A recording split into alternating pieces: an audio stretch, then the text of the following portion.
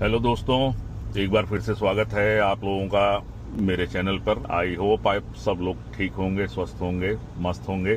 कल एक मेरे पास क्वेश्चन आया मेरे एक बहुत पुराने व्यूअर का। उन्होंने मेरे से क्वेश्चन किया कि जो हम यंग जनरेशन हैं, किसी भी कार को देख करके ऐसा लगता है कि उस कार को परचेज कर लिया जाए।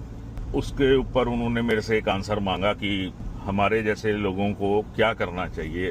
तो सबसे पहले मैं आप सब लोगों को एक बात अपने पहले भी वीडियोस में हमेशा कहता रहा हूं कि जो भी कार आपको परचेज करनी है, सबसे पहले ये चेक करिए कि एग्जैक्टली आपकी जो यूज है ना उस कार का, उसको बड़ा क्लियर रखिए।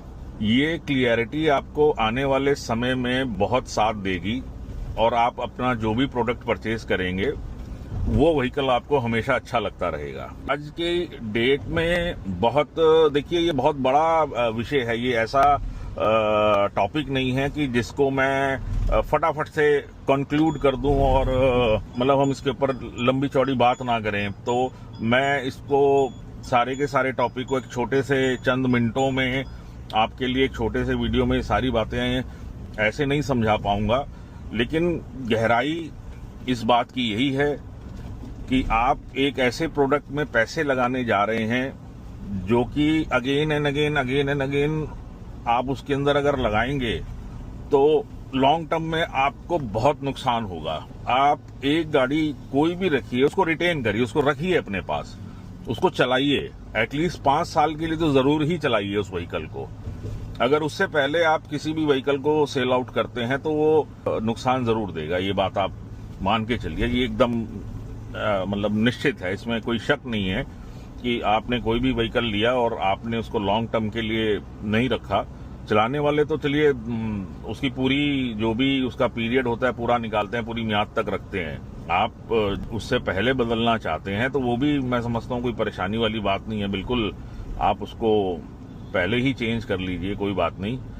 लेकिन एटलीस्ट उसका पूरा एंजॉय करिए आप उस व्हीकल को। आपने हार्ड अर्न मनी है वो आपने उसमें इन्वेस्ट किया है और मतलब जो है एक घर में गाड़ी, ये एक टास्क होता है। जब कोई व्यक्ति जो है इस कार को परचेज करता है, अपने यहाँ रखता है, अपने फैमिली मेंबर्स के लिए लेता है, अपने लिए लेता है, तो इतना आसान नहीं होता कार को प्लान करना। कार को प्लान करने के बाद उसकी मेंटेनेंस है, इंश्योरेंस है, उसकी सर्विस है, और आप बहुत जल्दी अगर उसको चेंज कर देंगे तो मैं समझता हूँ कि कहीं ना कहीं आपको ये बहुत नुकसान देने वाला है। तो ये हैबिट तो कभी डेवलप करनी ही नहीं चाहिए जब तक कि कोई ऐसी कंडीशन नहीं बन जाती कि वाकई में आपको एक नए व्हीकल की जरूरत है। तो इस पॉइंट को जरूर कंसिडर करिए कि नया व्हीकल लेना चाहिए या नहीं लेना चाहिए। आपके ये डिसीजन बहुत कॉम्प्रिहेंसिव होना चाहिए, बहुत अपने बुद्धि और विवेक से काम लीजिए। किसी भी नए प्रोडक्ट के पीछे ऐसे मत सोचिए कि ये आ गया तो इसको लेना ही लेना है, क्योंकि ऐसी तो हमारी इच्छाओं का कोई अंत थोड़ी है। तो आज हमें एक चीज पसंद आ रही है, कल को हमारे को कोई और बेहतर प्रोडक्ट लगेगा तो हमें वो अच्छा लगने लगेगा। आज हम 10 लाख का व्हीकल चला रहे, हो सकता है कि कल को हमको 30 लाख का व्हीकल पसंद आने लगे। उसके बाद फिर हमारे को हो सकता है कि 50 लाख वाला समझ में आने लगे। ठीक है, आपके पास पैसा है, बहुत अच्छी बात है। आप बट उस पैसे को किसी और जगह पर इन्वेस्ट करिए, एफडीज में डालिए, गोल्ड परचेज करिए, प्रॉपर्टी में डालिए, और आप जो है म्यूचुअल फंड यूज कर सकते हैं। बट कम से कम ऐसी चीज में पैसा इन्वॉल्व रखना जिसमें देखिए 2 तरह के एक्सपेंडिचर्स होते हैं। एक तो हिंदी में कहेंगे उसको कि एक तो व्यय होता है, एक अपव्यय होता है। तो ये आप एक्स्ट्रावेगेंट हो जाएंगे अगर आप इस तरह से इतनी तेजी के साथ व्हीकल्स को बार बार स्विच करेंगे, स्वैप करेंगे, या इन एडिशन अगर आप उसको जोड़ते चले जाते हैं तो ये कोई बहुत बेहतर नहीं रहेगा, मैं समझता हूँ। और आने वाले समय में जब आप लोगों की जो एज है, क्योंकि ये मैं स्पेसिफिकली उन्हीं लोगों के लिए ये वीडियो बना रहा हूँ जिनकी एज ग्रुप थोड़ा सा कम है, जो यंग जनरेशन है।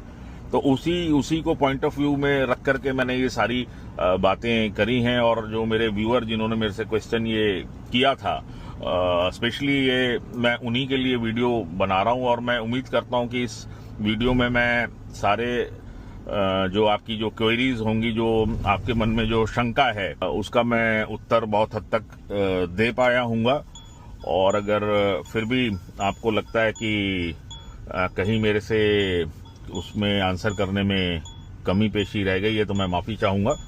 देखिए, आतुरता में आकर के, एक्साइटमेंट में आकर के आप ये गलती कभी मत करिए कि आप एक कार को प्लान कर लें। नहीं, बहुत सोचिए, समझिए, अपना बजट देखिए, आपका बजट क्या है, कैलकुलेशन सारी करिए। आप देखिए, मैनुअल ट्रांसमिशन लेना है, ऑटो ट्रांसमिशन लेना है, छोटी छोटी बहुत सारे फीचर आपको हो सकता है पसंद आए, आपके कुछ इस्तेमाल के होंगे, कुछ नहीं होंगे। जैसे कि सनरूफ, इसका कोई यूज नहीं है, एज सच कोई यूज नहीं है। आपके यहाँ बहुत से ऐसे लोग होंगे जो पसंद करते हैं इस फीचर को, इसलिए लोग ऑप्ट करते हैं। एक फीचर आता है वेंटिलेटेड सीट्स, बहुत काम का फीचर है। हम हॉट एंड ह्यूमिड क्लाइमेट में रहते हैं, अगर आप हिमाचल उत्तराखंड में रहते हैं, फिर भी मैं कहूंगा आपको वेंटिलेटेड सीट्स ऑप्ट करनी चाहिए, उसमें पैसा लगा लीजिए, बहुत अच्छा है। अलॉय व्हील्स बहुतों को पसंद होते हैं, बहुत लोग एडमायर करते हैं कि हाँ ऐसा अलॉय व्हील, लेजर कट, ये वो पता नहीं क्या क्या, अच्छा लगता है लोगों को।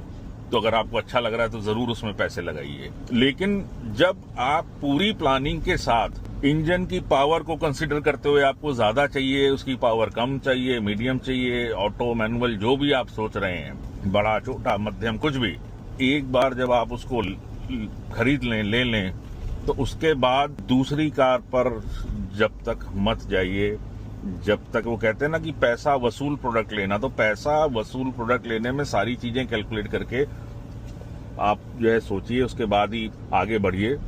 जल्दबाजी बिल्कुल नहीं होनी चाहिए। टेस्ट राइड लीजिए, जितनी मर्जी बार जा करके, एक शोरूम मना करता है तो दूसरे शोरूम पे चले जाइए, वहां से टेस्ट राइड ले लीजिए, कोई इशू नहीं है। जल्दबाजी मत करिएगा कभी भी। ये देख करके कि एक नया व्हीकल आ गया और हम अपना पुराना ओल्ड व्हीकल हटा लें, एक्सचेंज कर लें, एक्सचेंज करने जाएंगे, पैसों का नुकसान होगा। बहुत से जो है लोग लोन पर भी उन सब चीज़ों को ऑप्ट करते हैं, फिर ईएमआई का बोझ आ जाता है, अल्टीमेटली वो परेशान करता है। तो इन अ नटशेल, इन छोटी छोटी बातों का ध्यान रखिए, स्वस्थ रहिए, खुश रहिए, आबाद रहिए और अपना और अपने परिवार का ध्यान रखिए।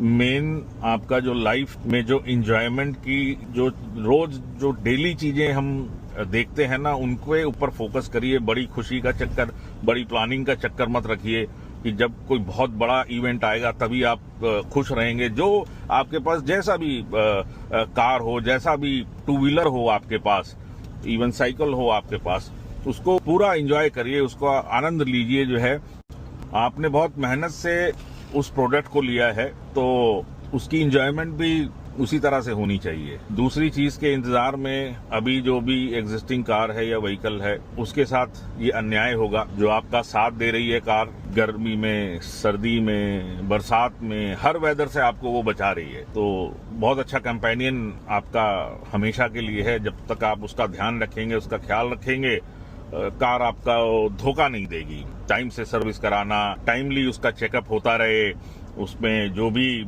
छोटे मोटे काम निकलते हैं, कई बार डेंटिंग पेंटिंग टाइप के वर्क्स भी आ जाते हैं, क्योंकि अमूमन हम लोग जब चलते हैं तो ये सब भी चीजें आ जाती हैं। कई बार वियर एंड टियर टायर का भी हो जाता है। तो ये छोटी छोटी चीजों का ध्यान रखिए। अगर आपका व्हीकल फिट है, सारी चीजें उसमें बेहतर हैं, तो मैं नहीं समझता कि उसको स्विच करने का या उसको नया लेने का कोई जो है मतलब है। तो आई होप मैं आपका उत्तर दे पाया हूँगा। और आज के इस वीडियो में इतना ही। एक नया वीडियो लेकर के फिर हाजिर होऊंगा। धन्यवाद। जय हिंद, जय भारत।